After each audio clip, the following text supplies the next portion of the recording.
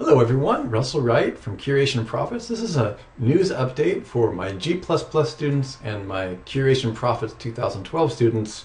The Curation Profits 2012 course has been updated and I've created some notes for video 5. We're continuing to finish the last updates on the final videos in the course. And in video 5, we cover a general overview of the process map that so many of you have been asking me about. This is only available at this time in the Curation Profits course because we have hundreds of hours of work, integration, both technologically as well as testing, to give you an insight into what's going on here to create traffic. So in the general overview, we cover the introduction to premium micro content curation in relationship to Theme Zoom Architect Sue Bell's one web ring to rule them all system, which is the way that we lay out when we're building and constructing an empire of any size. We need to give you the instructions on how to maintain link flow within your organizations.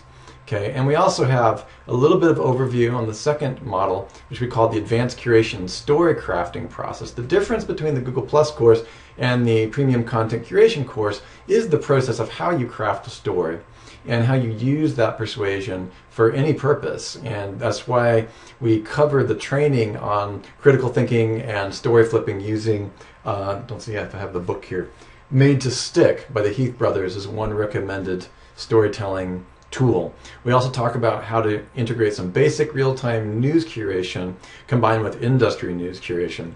And we get into all of that. So that's what's available. I hope everything is going well for all the students. We've had a huge amount of positive feedback. And with the occasional typo here and there, the students have been happy thus far. So if you have any questions, do be sure to contact the help desk. I answer these questions myself in the content curation course.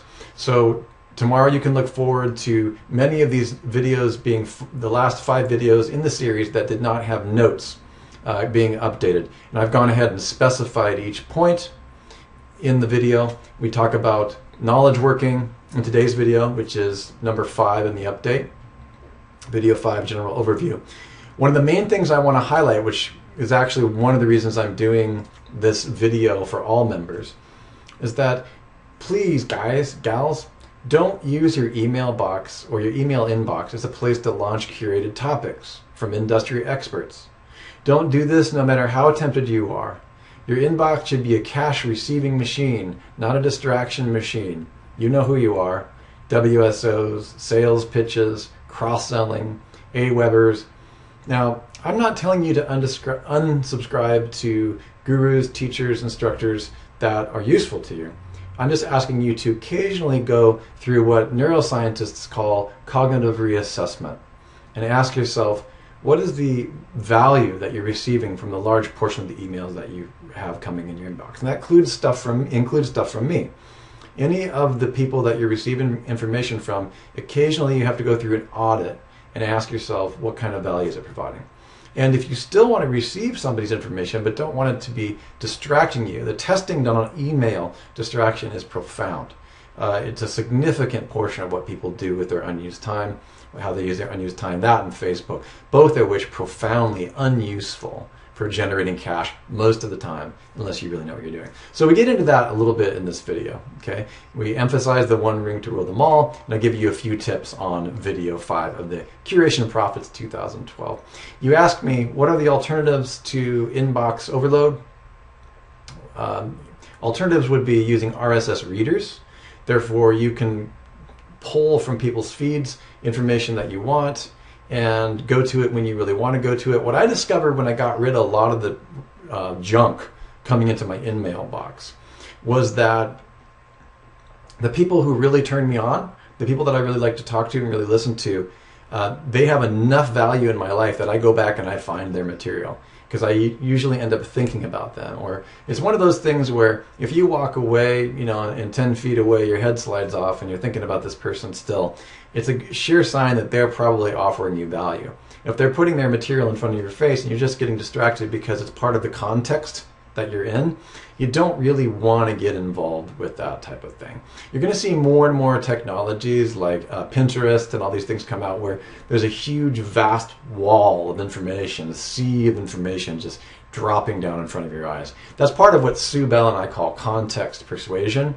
Because there's so much information, now we're moving into these visual displays of huge amounts of waterfall of information where you're just in a sea of like picking out raindrops of what interests you. Pinterest is an example of that. We're going to cover that in later modules. The main key you have to understand is how to stay focused, how to realize that this distraction environment is something that you can be making money from by publishing at the speed of thought, your expertise, and utilizing all that information coming in almost against the tendencies to be distracted.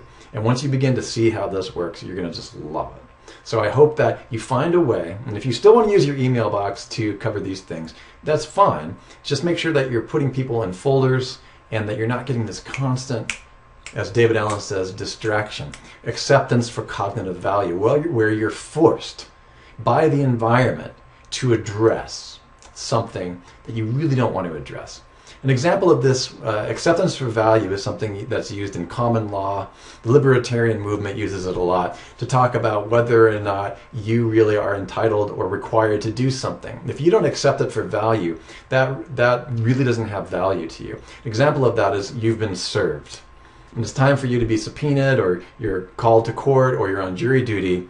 If that letter letting you know that you're required to attend jury duty, if it never arrives in your hot little hand, then you are not legally bound by law to even show up. But if for some unfortunate series of events, they know where you live and they have your address and that arrives at you and you've actually accepted it for value and you are required to show up. If they find out that you've received it and you don't show up, then you're actually fined.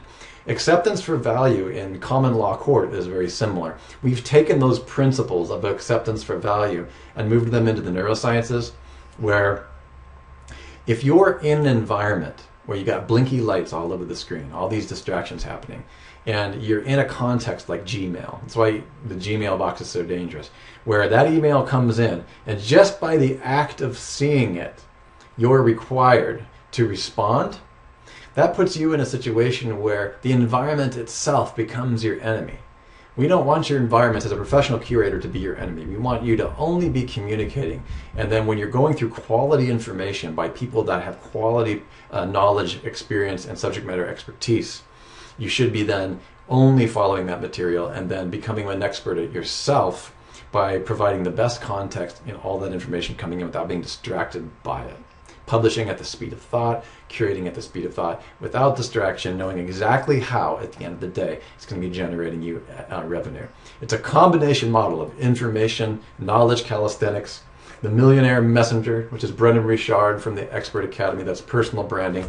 All of this stuff is in play when it comes to thinking clearly about not becoming distraction. So that's the lecture for today. Curation Profits Video 5, Curation Profits 2012 gets into this quite a bit on the general overview, where we talk about building your own empire instead of being distracted by other people's empires.